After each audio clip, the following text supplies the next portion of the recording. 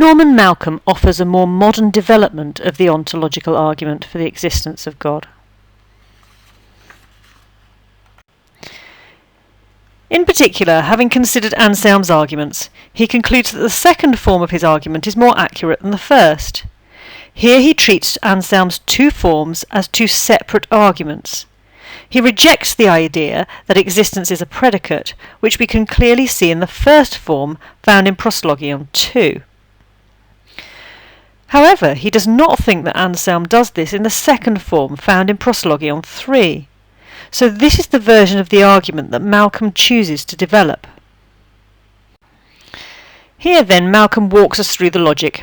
He points out that if God is that than which nothing greater can be conceived, if he doesn't exist, he cannot begin to exist. This is because if he did begin to exist, he would either have to have been caused to exist, meaning something he is dependent upon brought him about, or he just happened to appear. Either way, he is a limited being, and thus cannot be that than which nothing greater can be conceived.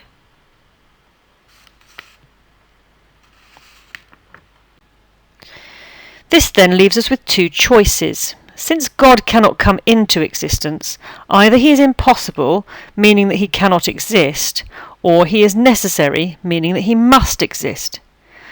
Malcolm points out that the only way that God can be impossible is if he is in some way logically absurd or paradoxical.